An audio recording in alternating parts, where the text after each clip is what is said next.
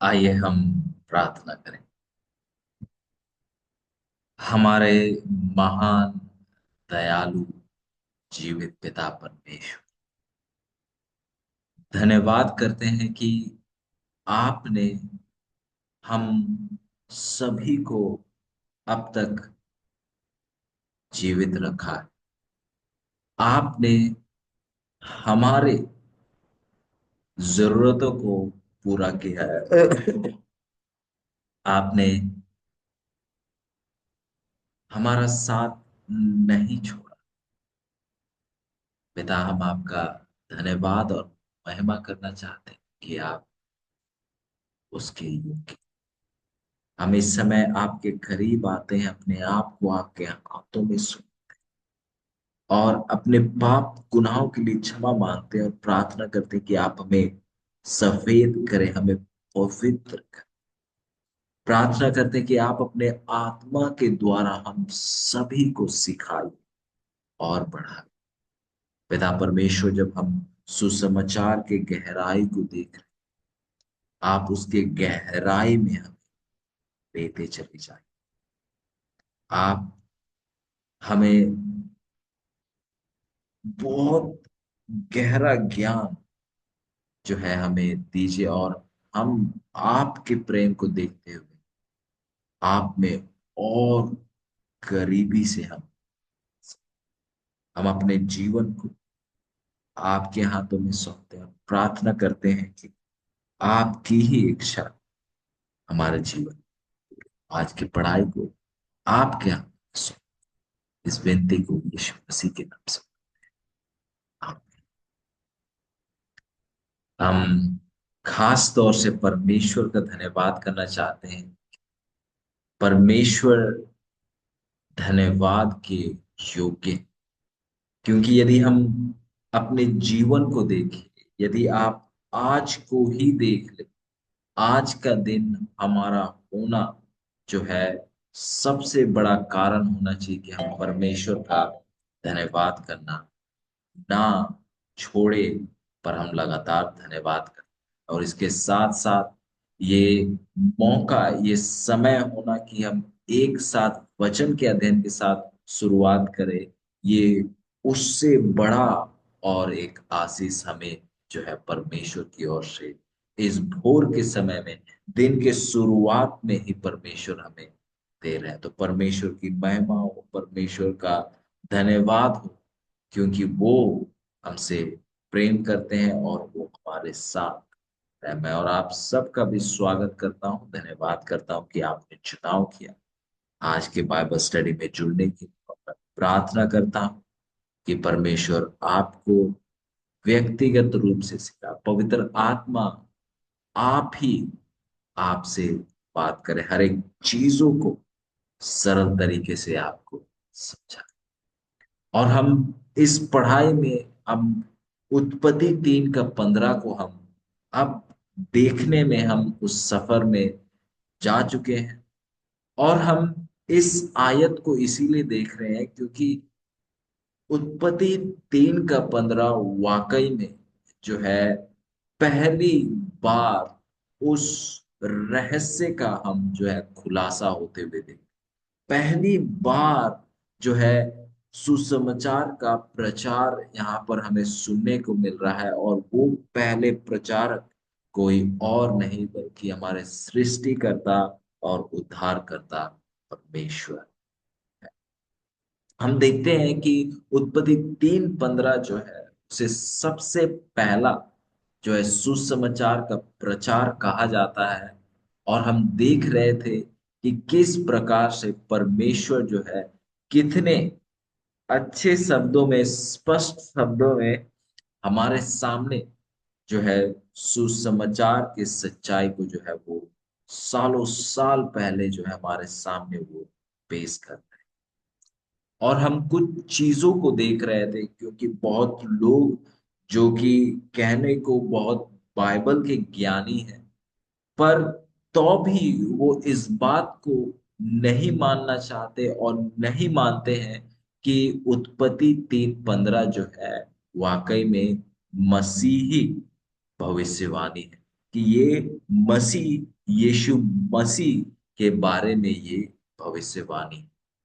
और हम देख रहे थे कुछ चीजों को कि क्यों जो है उत्पत्ति 3:15 वाकई में एक मसीही, सबसे पहला मसीही भविष्यवाणी है पूरे बाइबल। हम सबसे पहला चीज देख रहे थे कि एक जो है एक नमूना को जो है उसके आधार पर उत्पत्ति जो है हमें नजर आती है। मतलब हम देख रहे थे किस प्रकार से जो उत्पत्ति है उसके कुछ पहले के जो अध्याय हैं, उस पहले के अध्यायों में हम न्याय को देखते हैं, और उस न्याय के बीचों बीच हम उद्धार को देखते हैं। उदाहरण के लिए अगर हम उत्पत्ति 3 में आते हैं, उत्पत्ति 3 में हम देखते हैं कि शैतान के भरमाने के कारण आदम और हवा जो है पाप में गिर जाते हैं। आदम और हवा पाप करते हैं, और उसके बाद जो है परमेश्वर पूछताछ कर रहे हैं। मतलब यहाँ न्याय चल रहा है, पर इसी बीच हम उद्धार के संदेश को उत्पत्ति 3:15 में देखते हैं। परमेश्वर जो है लोगों को बचाने के कार्य में, लोगों के नाश के कार्य में नहीं है। किस कार्य में परमेश्वर जुड़ा है? लोगों को बचाने के कार्य में। और उसी सच्चाई को हम उत्पत्ति 3:15 में भी देख सकते हैं। और यदि आप आगे जाएं, उदाहरण के लिए कायन के विषय में देखिए। कैन के ऊपर जो है परमेश्वर ने एक चिन्ह रखा, और वो चिन्ह जो है कायन के बचाव के लिए था।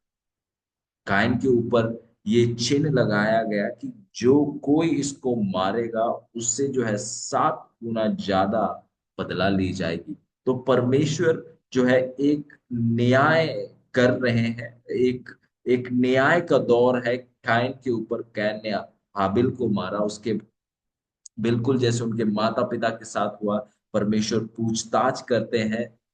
और उसके बाद जो है उस दौरान, जब न्याय का उस दौरान में हम देखते हैं कि परमेश्वर जो है बचाव के कार्य में लगे हुए हैं।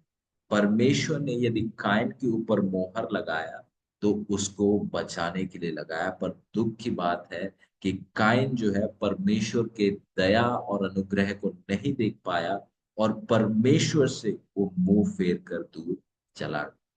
और नूह के समय में देखिए, नूह के समय में भी जो है वो एक न्याय का दौर था, पर उस न्याय के बीचों बीच हम उद्धार को देखते हैं।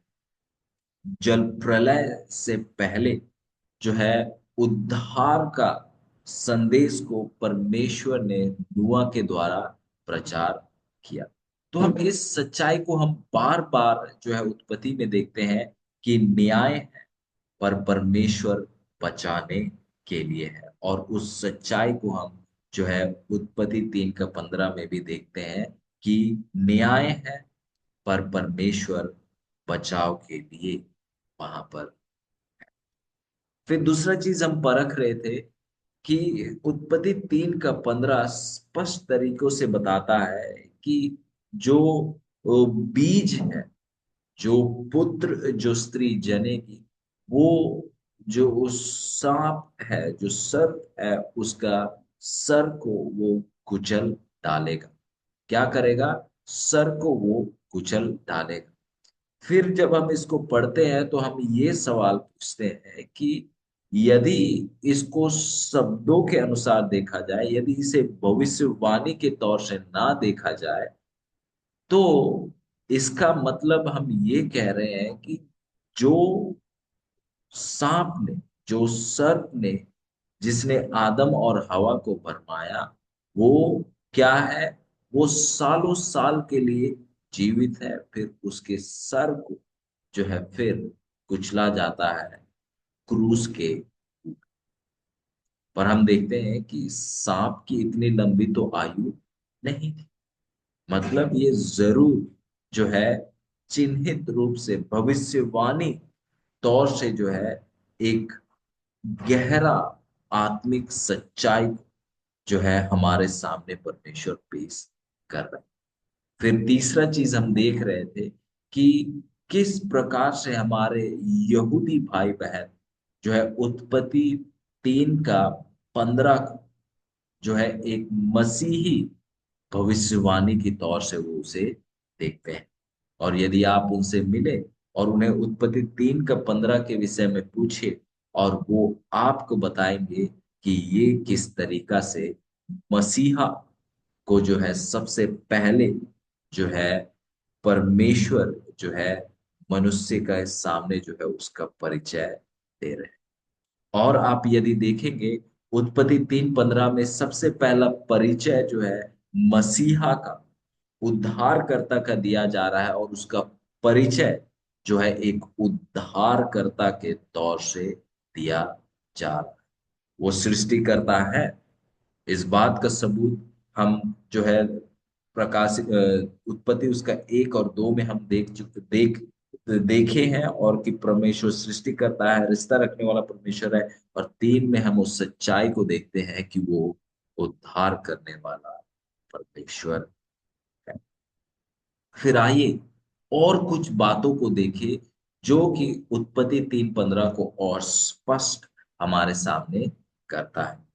तो आइए इससे पहले कि और कुछ चीजों को देखें, एक और बार जो है हम उत्पत्ति उसका 3 का 15 को हम पढ़ना चाहेंगे। यहाँ वचन इस प्रकार कहता है कि और मैं तेरे और इस स्त्री के बीच में, तेरे, मैं तेरे, शैतान को संबोधित करते हुए, मैं तेरे, शैतान, और इस स्त्री के बीच में, और तेरे वंश और इसके वंश के बीच में, मैं तेरे वंश और इसके वंश के बीच में बैर उत्पन्न करूंगा। वह तेरे सिर को कुचल डालेगा और तू उसकी एड़ी को डसेगा। तो यहां पर हम देखते हैं कि परमेश्वर कह रहे हैं कि मैं तेरे और इस स्त्री, और यदि आप भविष्यवाणी की नजरों से देखें, भविष्यवाणियों में जो स्त्री जो है वो कलीसिया को दर्शाती है, जो स्त्री जो है वो कलीसिया को दर्शाती है। और यदि आप भविष्यवाणी के नजरों से देखें तो परमेश्वर कह रहे हैं कि मैं तेरे, शैतान, तेरे और कलीसिया के बीच में बैर उत्पन्न करो। तेरा और कलीसिया का कोई भी मेल नहीं होगा, अंत तक जो है बैर होगा। फिर तेरे वंश, जो लोग शैतान के बातों को मानते हैं, शैतान के अनुसार चलते हैं, कहता है कि मैं तेरे वंश, मतलब मैं वंश को कुचलना, मतलब शैतान को ही कुचलना है यहाँ पर। मैं तेरे वंश, उदाहरण के लिए कहा जाता है कि अ, इसको छूना मुझे ही छूना है, ऐसे कुछ कहावतें हैं अगर आप देखें। तो यहाँ पर बिल्कुल ऐसे ही कुछ है, कहते हैं कि मैं तेरे और इस स्त्री के बीच में, मतलब जो शैतान है और स्त्री जो कलीसिया है, उनके बीच में एक बैर, एक नफरत जो है उसको परमेश्वर उत्पन्न करेंगे। और तेरे वंश और इसके वंश के बीच में बैर उत्पन्न करूंगा। यदि आप देखें तो जो शैतान के कदमों पर चलते हैं, जो शैतान की इच्छाओं को पूरी करते हैं, और जो इस स्त्री, मतलब जो सच्ची कलीसिया के लोग हैं, वो जो है कभी भी शैतान के बातों को मानने वाले लोग हैं, उनके साथ जो है एक मेल के साथ नहीं रखते, एक बैर होता है, एक दूरी होता है। पर यहाँ पर आप देखेंगे कि जो शब्द इस्तेमाल किया गया है, इसके वंश के बीच में बैर उत्पन्न करूंगा, यहाँ पर जो है भविष्यवाणी, जो अगर आप देखें ये द्वित्व, दो मुख भविष्यवाणी है, इसके दो अर्थ को आप यहाँ पर देख सकते हैं।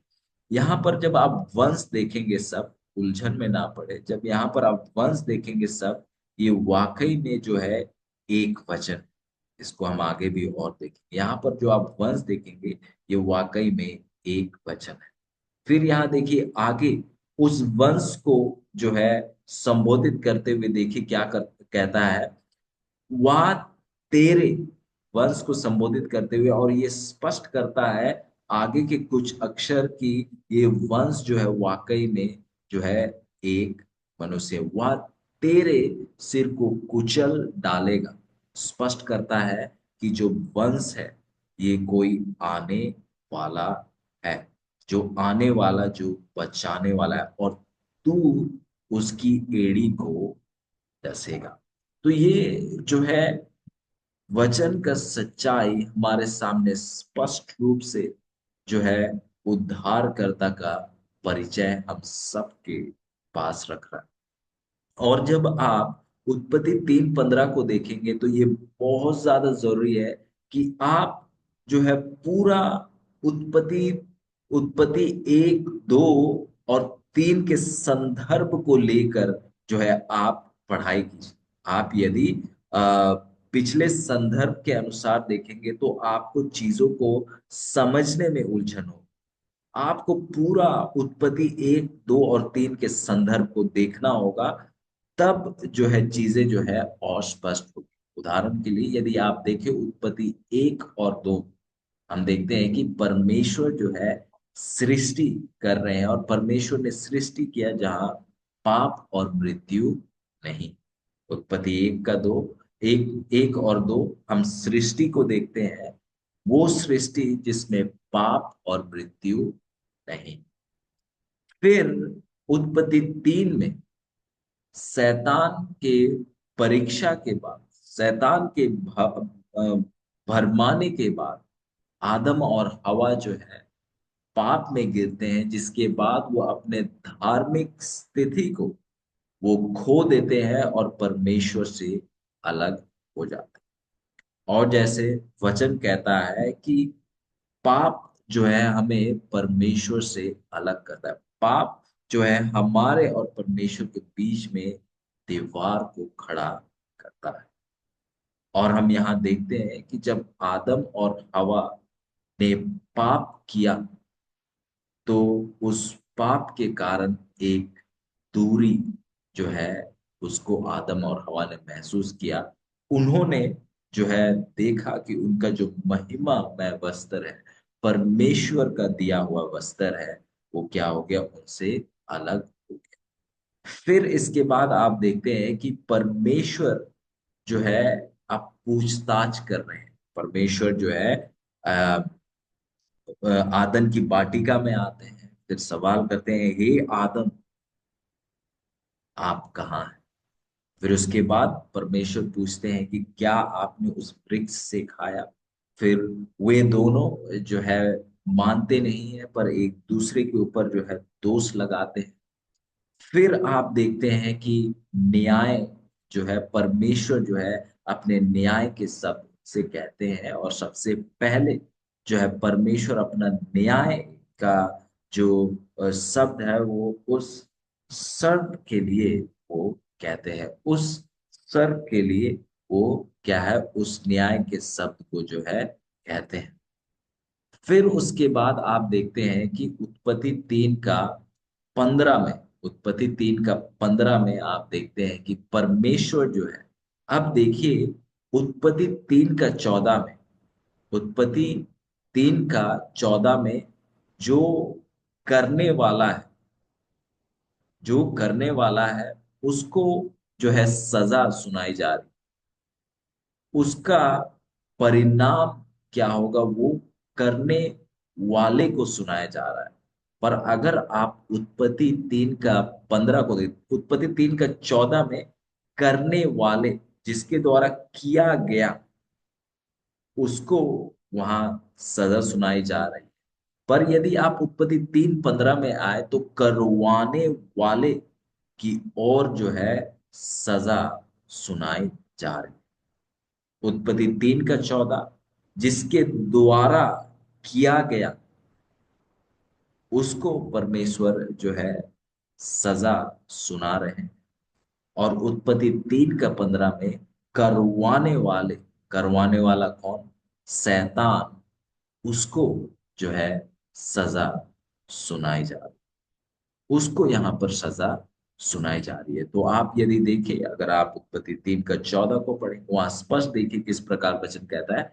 तब यहोवा परमेश्वर ने सर्प को कहा, तूने जो यह किया है, इसके लिए तू सब घरेलू पशुओं और सब सब बनैले पशुओं से अधिक शरापित है।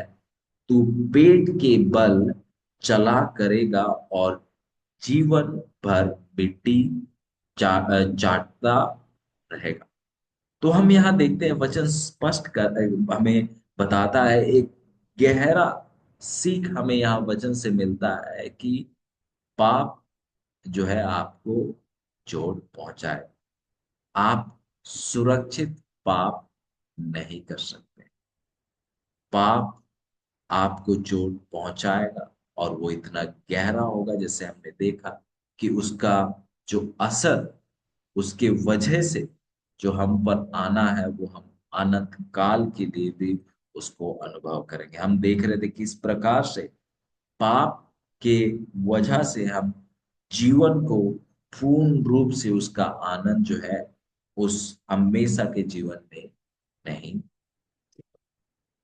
तो यहाँ पर दो चीजें स्पष्ट हो जाती है कि उत्पत्ति 3 का 15 जो है, जिसके द्वारा वो पाप किया गया, उसको परमेश्वर सजा सुना रहे हैं। और 3 का 15 में परमेश्वर जो है सजा जो है करवाने वाले, मतलब शैतान की ओर उसको जो है केंद्रित कर।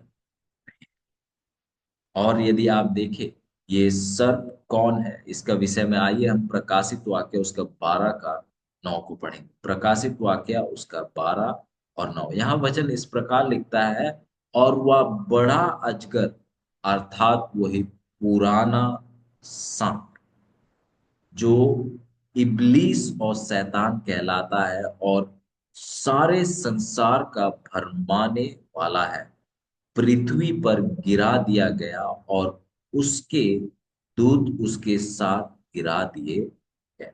तो देखिए वचन किस तरीके से स्पष्टता से इस बात को हमारे सामने रखता है कि जो सांप है वो कोई और नहीं बल्कि शैतान है, कोई और नहीं बल्कि शैतान है। और यहाँ पर जो है हमें और कुछ चीजों को देखने की और परखने की जरूरत है।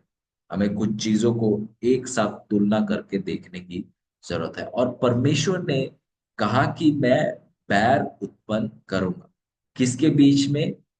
तेरे संतान जो आने वाले हैं और जो आएगा।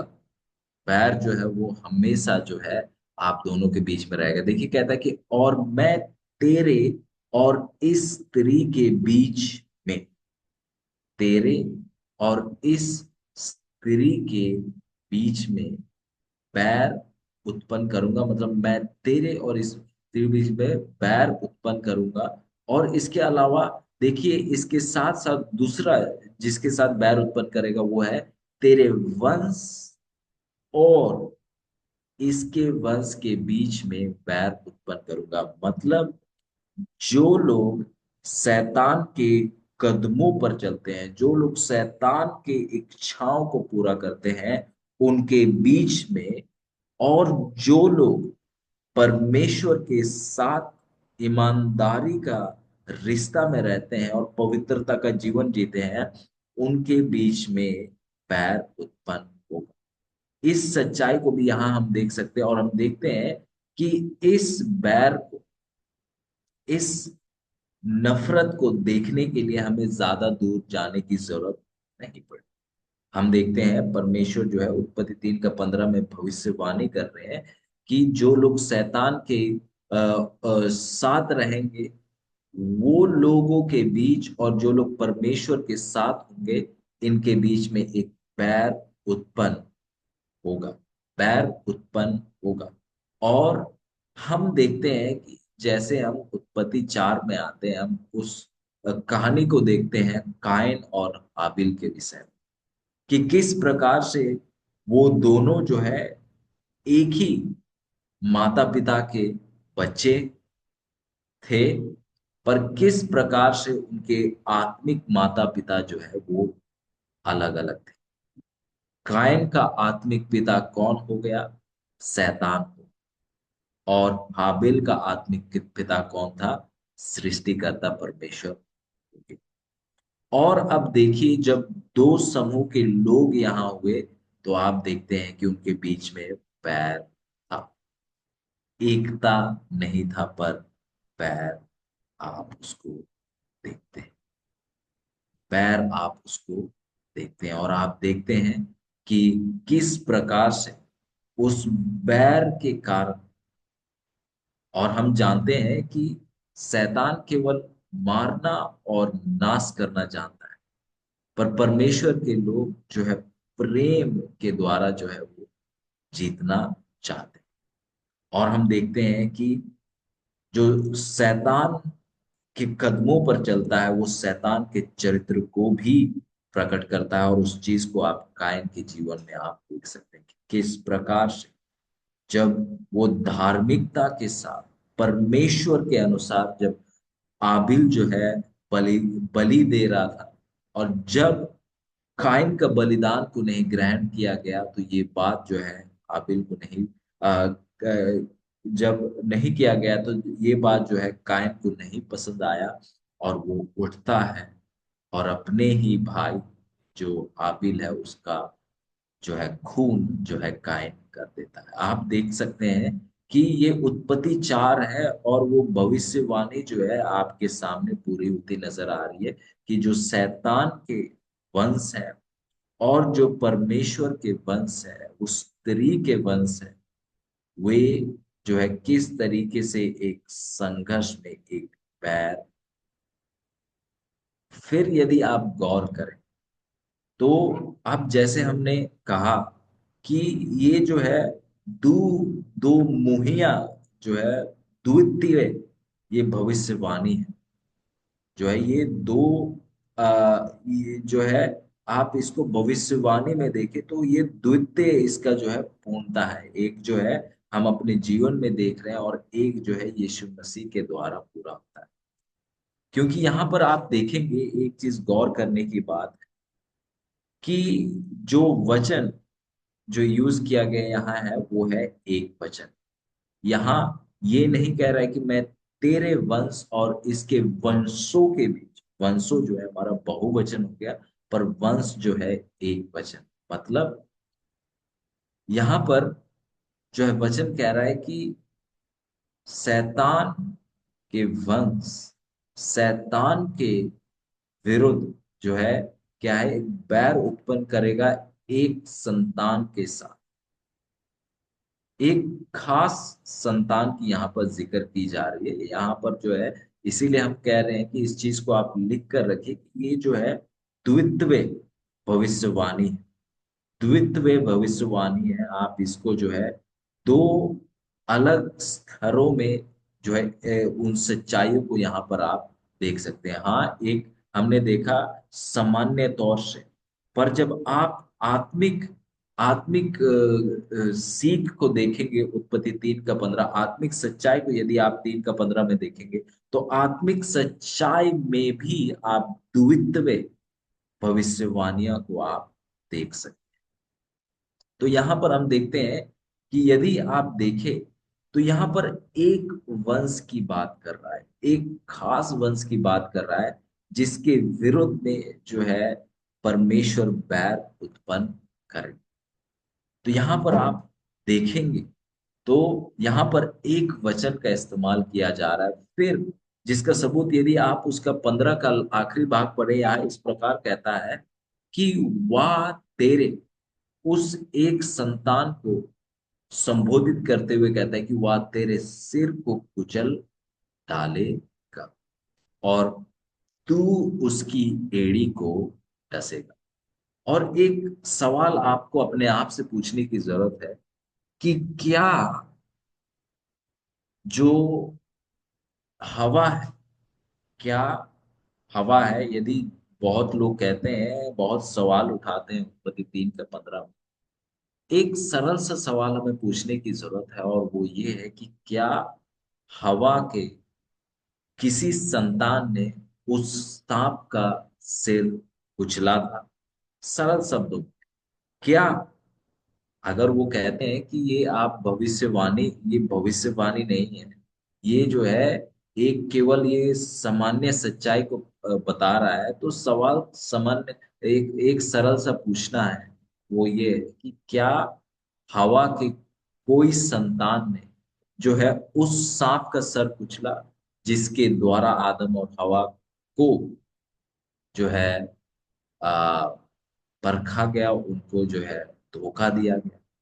और जवाब है, हम नहीं जानते।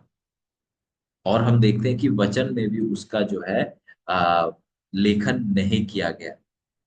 और ये जो है इस बात को स्पष्ट कर देता है कि वाकई में ये जो है उस सामान्य तौर से, जो कि हम देखते हैं जैसे आम तौर से उस सांप का सर कुचलना, उसके बारे में यहाँ पर बात नहीं कर रहा है, पर ये वाकई में भविष्यवाणी की तौर से उस सच्चाई के बारे में बात कर रहा है कि किस प्रकार से जो है, किस प्रकार से जो है परमेश्वर यीशु मसीह जो है शैतान, सांप, पुराना सांप, उसका सर किस प्रकार से कुचल डाले।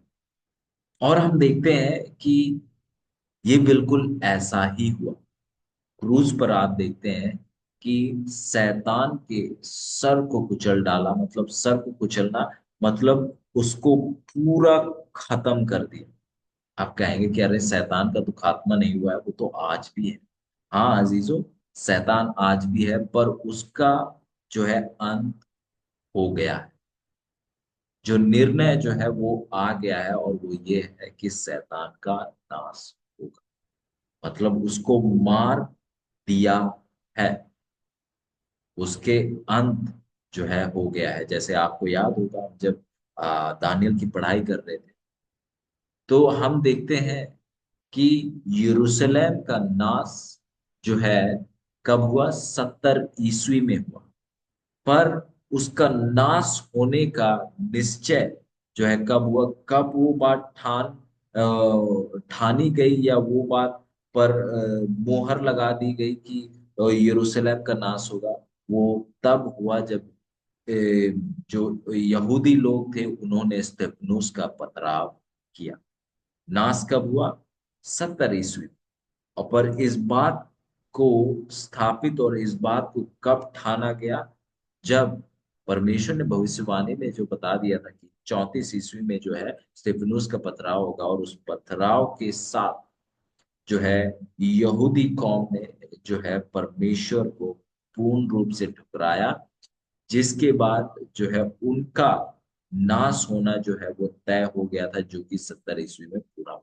बिल्कुल ऐसा ही जो है यहाँ पर भी आप देख सकते हैं कि जब शैतान को जब क्रूस पर उसका सिर को कुचला, तो उसका अंत तय हो चुका कि उसका जो है क्या परिणाम हो, वो जो है अब तय हो चुका है। और ये बस कुछ समय, जिसके बाद हम देखते हैं कि पूरे जगत में जो है सुसमाचार प्रचार किया जाएगा। और जब प्रचार किया जाएगा, उसके बाद यीशु मसीह का आना होगा, जो कि उसके बाद हम उनके साथ 1000 वर्ष रहेंगे, फिर जिसके बाद जो है शैतान का पूरा खात्मा होगा। क्रूस पर शैतान का हार निश्चय हो गया कि उसका राज्य जो है वो क्या कर दिया गया है? खत्म कर दिया गया है, कि यीशु मसीह जो है जीत गए। और यदि आप देखेंगे तो आदम और हवा जो है अपने पहले संतान से ही, अपने पहले संतान से ही वो उस संतान के इंतजार में थे। जब कायन का जन्म हुआ, तो उनका उनको जो लगा कि ये ही जो है हमारा उद्धार करता है, ये ही हमारा उद्धार करता है। पर हम देखते हैं कि कायन जो है तो वो उद्धार करता नहीं निकला। उनका जो है, जब बच्चा जने तो वो उस उद्धारकर्ता को ही वो खोज रहे थे। तो ये भी एक बहुत बड़ा सबूत है कि वाकई में जो है उत्पत्ति 3:15 जो है परमेश्वर यीशु मसीह के आगमन और उसके कार्य को क्रूस पर उस सच्चाई को हम सबके सामने पेश करता है। और ये बात जो है आदम और हवा के एक मसीहा के इंतजार को देखना में इस बात को आप देख सकते हैं। उदाहरण बहुत अच्छा बताया जाता है। आप जब उत्पत्ति उसका 4:25 देखेंगे, आइए यहाँ पर हम देखते हैं उत्पत्ति उसका 4:25। यहाँ वचन इस प्रकार कहता है, और आदम अपनी पत्नी के पास फिर गया और उसने एक पुत्र को जन्म दिया और उसका नाम यह कह के सेत रखा कि परमेश्वर ने मेरे लिए हाबील की संति जिसको कैन ने घात किया एक और वंश ठहरा ठहराया है। तो यहाँ पर हम देखते हैं कि आप उन कुछ शब्दों को देख सकते हैं। यहाँ जब आप शब्द देख रहे हैं ठहराया, वो वही शब्द है बीच में, वही शब्द है वो बीच में ठहराया। और वो सब बीच में उत्पत्ति 3:15 में वो एक ही शब्द है। आप देखते हैं कि बार बार जो है हवा जो है हमेशा से जो है उस मसीहा के इंतजार में थी कि मसीहा आएगा और हमें इस पाप से छुड़ा खा ले। अजीजों, परमेश्वर प्रेमी है और परमेश्वर अपने प्रेम में हमें अपने वचन के द्वारा हमारे सामने जो है सच्चाइयों को पेश कर रहे हैं, किस प्रकार से वो हम सबको बचाए। अजीजों, वचन स्पष्ट है और वचन में हर एक वो सच्चाई है जिस सच्चाई की खोज में आप और हम। और वचन का सबसे बड़ा सच्चाई जो है वो है यीशु मसीह, हमारे उद्धार। आइए हम अपनी नजरों को उन पर बनाए रखें, क्योंकि हमारा बचाव उनसे है, किसी और से। आइए हम प्रार्थना। महान दयालु स्वर्गीय पिता, हम आपका धन्यवाद करते हैं आज के अध्ययन के लिए, मेहनत और प्रयास करने के लिए, हमें सिखाने के लिए हमारे बावजूद। हम अपने आप को आपके हाथों में सौंपते हैं और प्रार्थना करते हैं, आप ही हमारे जीवन को अपने हाथों में लीजिए और हमें सिखाइए। पिता परमेश्वर, कृपया करके आप इन सच्चाइयों को हम सबको सामने उन्हें स्पष्ट कीजिए। धन्यवाद करते हैं कि आप हमारे लिए आए, धन्यवाद करते हैं कि आप हमारे लिए जीवन, हम अपने जीवन को आपको सौंपते हुए धन्यवाद करते हैं। इस विनती को यीशु मसीह के नाम से